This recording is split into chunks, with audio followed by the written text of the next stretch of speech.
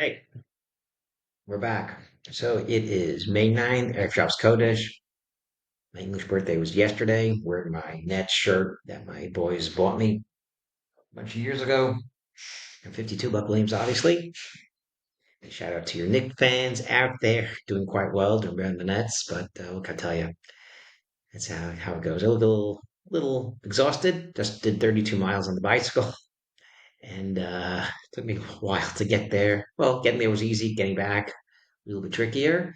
But Baruch Hashem, not too bad.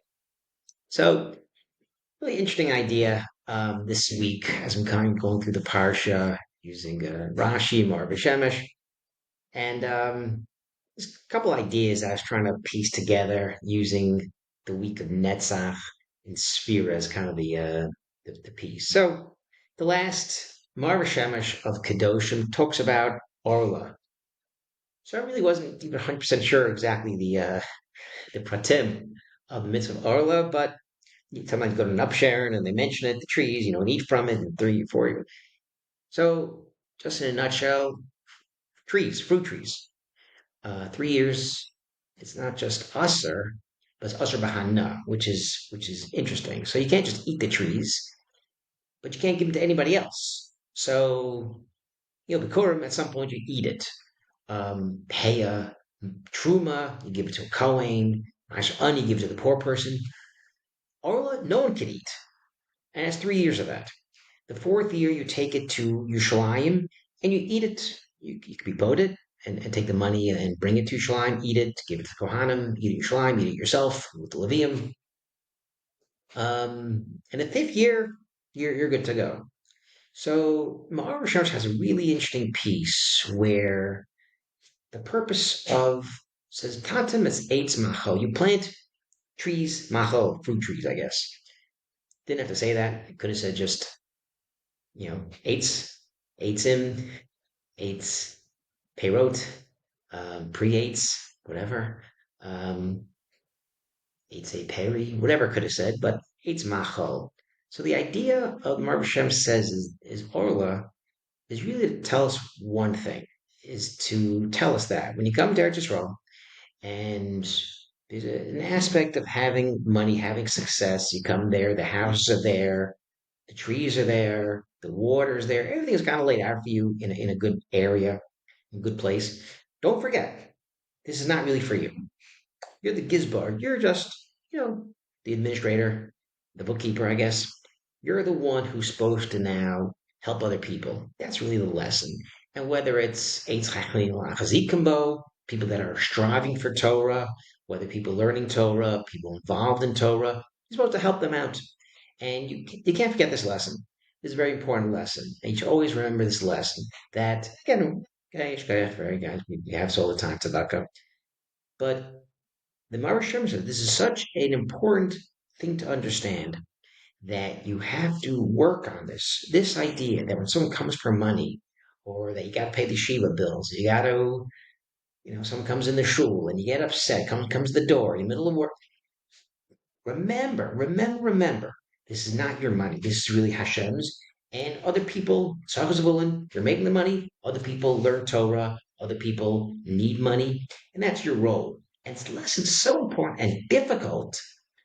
This is the mitzvah Arlah. The mitzvah Arlah it's off limits.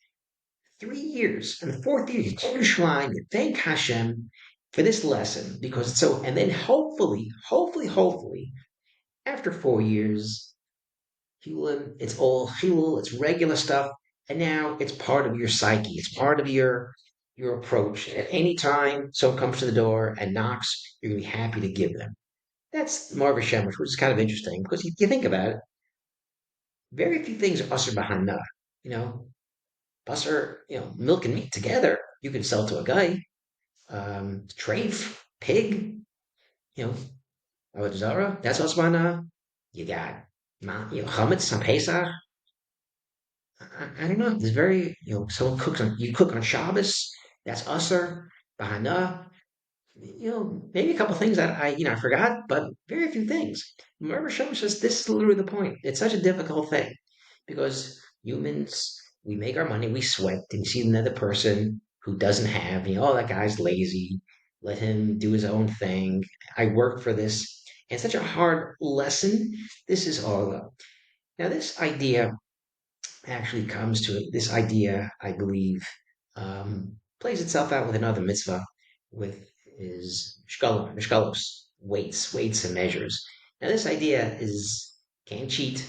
Go to the store. The guys had a scale. In the old days, everyone had their own little weights and measures. So if um, you sold grapefruits. The guy wanted to buy it. You had your scale, you had your little rock, you had a little measure. You wanted to buy oil from somebody, you had your little cup and you said your quarter, half a cup. And oh, very important. If it's cracked, gotta get rid of it. If you the coin, if the weight it has a crack in it, it's missing a little bit. It's not a good weight. It's got a, the Rambam says they used to go around house to house, town to town, and stamp all these things and make sure that everyone knows that it was certified. And if it has a crack in it or it looks a little big, that's it. You gotta get rid of it. You can't even hold on to it as a souvenir. You can't be in your house. You gotta throw it into the ocean. Yamamelch, you gotta grind it down. Oh my God. Okay, I understand cheating. I get that. There's, Rama talking about Geneva. I get that. Gazela. I understand that. Can't steal.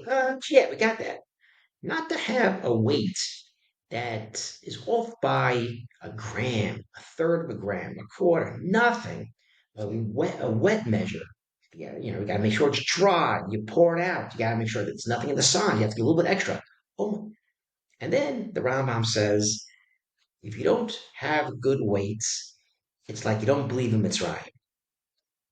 Now, there's 49 times in the Torah that mentions Yitzis Mitzrayim, the constant Mitzrayim. Why is that here, Vavishkalos? It's a head scratcher.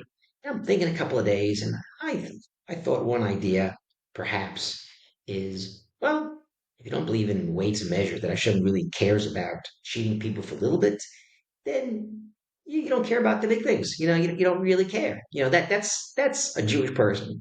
You can't just say I believe in Mitzrayim. I'm not going to keep Shabbos. Oh, I believe in Mitzrayim creation. I get that, but tefillin, not crazy about that. You got to believe in everything, small and big. So I thought that was the idea. Then comes along this thought of Netzach. This is the week of Netzach with Sphira. So Sphira tells us, Netzach tells us, this is endurance. Chesed, Gevur, Tiferes, balance. Gevur is endurance. And look at the long haul. Look at the long haul.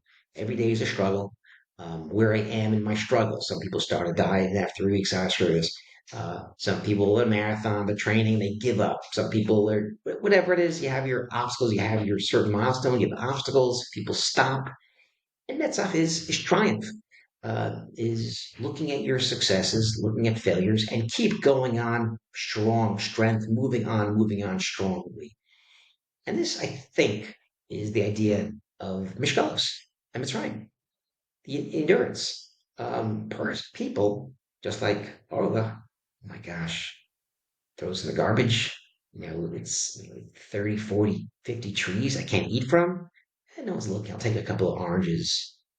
That you're not trusting the process. Hashem has a process for you. You got to trust the process. Mitzrayim, year 10, year 30, year 50, year 100, 150. People gave up. Most Jews stayed, didn't want to leave, but most people didn't believe that there was something outside of Mitzrayim. They didn't believe in the process, the journey. 210 years. Someone in year 208, sorry, you gave up. You didn't care about it. Whatever, some people didn't want to leave after 210. You got to trust the process, the journey, and those people got to try. And I think this is another idea with weights, why it's compared to that. Someone could say, "Oh my gosh, it's just a quarter of an ounce. No one's going to notice. It's an eighth of an ounce. It's nothing. It's 3 grams. It's nothing." Well, 3 grams really is nothing, but you times it by 400, 500, 600 people, it starts to add up. Like the movie Office Space, they want to cheat the hundreds or tenths of a penny. It adds up. Reference there for those people who saw Office Space. And I think this is Mishkalos. Mitzrayim, you have to believe in the process. Wait, you believe in the process. There's no shortcuts. no cheating. Even if it's a quarter ounce, third ounce, smallest amount, there's no shortcuts. You got to believe in the process. And I think that's kind of where we are, I think, as Jewish people. Some people depressed, some people give up, some people don't know what to do with themselves. Um, I don't have great answers, but I do know you got to trust in the process. If you were at the Seder 3.5 weeks ago and you had inspiration and you believe that in three weeks from now we're going to have Torah, you believe Hashem is Torah, you have to believe in this process. You can't believe in the big things and get depressed over the small things. Shabbat shalom.